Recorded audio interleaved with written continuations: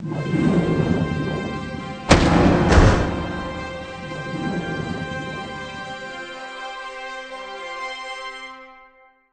first of all, can you tell us just what is sports science and sports medicine? I guess sports science and medicine, it's a fairly general term. It encompasses all of the aspects of science that's specific to sports performance, and that are things related to how the body works, so the physiology, how you fuel your body through nutrition, how you prepare yourself mentally through psychology. There's also aspects of medicine in there from our injury prevention team and our doctors. So I guess the term encompasses a wide group of disciplines who all work together to support performance at the end of the day. So how many people is that in the team for Scandia Team GBR? If we include all aspects of support from a sports science and medicine perspective, there's in the region of 16 people that support our sailors from development level through to performance, but also during our pathway stages. So we've got a large cohort of very young, talented sailors that also need an element of support in that area as well. So when we get to sort of Olympic time, does that become a smaller group of people, or sort of a very close-knit family? It tends to be the same, generally speaking, the same group of people, but the sailors we're working with on Olympic preparations have a very tight, focused remit of support, and some of those disciplines become more important to them depending on their individual sailors' performance priorities. So my role is very much around kind of positioning where and how that supports our sailors from an individual perspective. So you obviously have to know each of the sailors very well, effectively, to sort of be able to spot the signs of they might need more of this or less of that. Yeah, absolutely. It's very much a team approach on that basis. You know, it's something we couldn't do unless the coach, the athlete, and our team are working together in harmony, basically. And it's a process that it does evolve as you achieve some of those goals. Your performance priorities might change, and so it's a very fluid, evolutionary sort of process, and those elements of support do change, but it's absolutely critical that the support team includes the coach and the athlete. So what are the priorities now with the sailors? Biggest priorities, I guess, speaking generally, I mean, while there are some, very specific individual priorities, from a general point of view, it's being injury and illness free. Right. As we get closer to the games, they're probably the things that are likely to have the biggest impact now.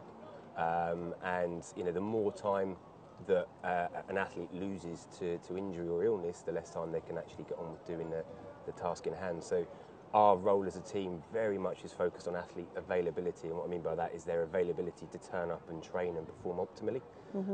So we're working very hard with all of our team on really focused illness and injury prevention strategies that make sure that can happen. But these things do happen. We heard from Stephen Park the other day telling us about when Ben Ainslie had mumps leading up to the Beijing Games, or during the Games effectively. How does the team suddenly react to something like that? Yeah, absolutely. And I think with everyone's role in our team, there's we have to be expert at reactive support, as well as making sure we've left no stone unturned from a preparation point of view. And I think the key aspects there is making sure you've done a really thorough what-if analysis. We go through it almost every day, kind of almost rolling out those sort of scenarios that could happen, no matter how ridiculous they may sound. But making sure that we're all challenging each other and making sure we understand what the processes are if something along those lines should happen, so that we can instigate it without thought. And it's a second nature response by most people. So is this almost to a degree of, right, the whole team have got chickenpox? It's a case study, it's a scenario, but a realistic scenario is a viral outbreak. Yeah. And you hear about it all the time in for example, on cruise ships and like. And I use that analogy because actually, all it is when a lot of people descend into the same place to live, and it is a risk for every athlete at the Olympic Games, not just the sailors. Everyone's coming into the Olympic Village, and that's when those risks are really, really heightened. So for us, the prevention is much easier to achieve than obviously having to react to something along those sort of lines. But yeah, absolutely, all those scenarios are planned out. So obviously, you're a very strong team and you're looking out for the sailors and you've got your eyes. Who looks after all you? Do you all look out for each other, sort of the sports science team? You've all got to stay fit yourselves effectively, Absolutely. haven't you? It's really, really good question and very, very easy to overlook. There is a support staff strategy that ensures that our support staff are optimally prepared and ready to do their task in hand, because they're equally as important. They've got those roles there to support the athlete's performance, and they need to be turning up every day in the best possible state. So while we've got this support team in place, there is much there to support coaches and actually just looking out for each other. It's a really, really important part of what we do. Mm-hmm. For yourself, what would you say are the biggest challenges on your sort of day-to-day operation effectively?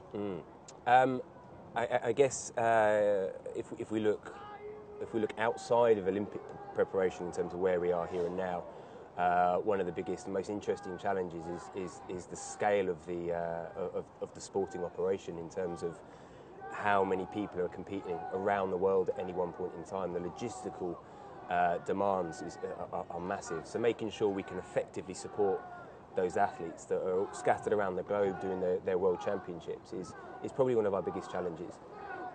When we come into kind of games preparation, I guess one of the biggest challenges is making sure we don't take our eye off next cycle. And it's really easy to lock everything down and really focus in on a tightly selected group of athletes. Actually, we need to make sure that we're fully set up to launch into our 2016 cycle, and that we need to ensure we've got that in place. So the time demands there are probably one of the biggest challenges at this point in the cycle. And where does this all happen from? Is it all based down here in Weymouth and Portland, or is it back at RWA HQ back in Hamble? Or is it all around the world? We over the last cycle we have set ourselves up with the infrastructure that allows us to really, really support our athletes on I'd say a world leading level in Weymouth and Portland. I mean, the facilities here are fantastic. The sailing is world class, and so we have set ourselves up to support performance here, and that's part of the legacy of the games for us. However, we are a mobile operation as well. I think it's really important that all of our sailors are skilled and expert in a variety of sailing conditions. So they do tend to travel around the country to achieve that. And certainly when they get to development and performance level, they're travelling around the world to achieve that. So yes, we generally set ourselves up in Weymouth, but equally there are times a year where this is probably like a bit of a ghost town, to be honest with you, where everyone's supporting training either around the country or around the world. So what aspects of your job do you actually find the most interesting? Do you get the most out of? Wow, big question. It's really, I can't.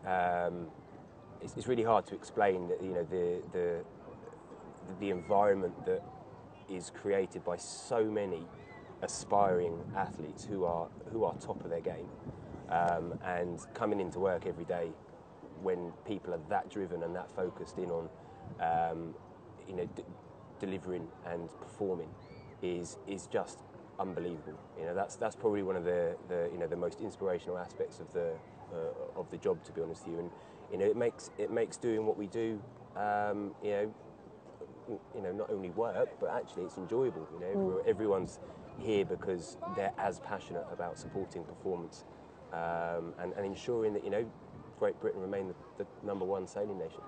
So sports science, actually some people might think, what, this is a newfangled thing. Is this something that's been growing over the last few years? How would you compare this to maybe 20 years ago when we were preparing for the Olympics? Would we have had all this? Yeah, absolutely. I think probably the biggest change from 20 years ago was the way that Olympic sport's been funded has really allowed sports science to emerge as a proper aspect of supporting performance. And that's probably been one of the biggest changes. And generally speaking, sports science over the last 2 decades has come on leaps and bounds. But I think specifically for sailing, it's probably been in the last, I'd say maybe probably about 15 years, where sailing has become more physical. And historically it used to just be our windsurfers that were deemed the physical sailing class, whereas now we've got guys who are taking sailing to the limits, and to do that they need to be the most physically and mentally prepared athletes possible.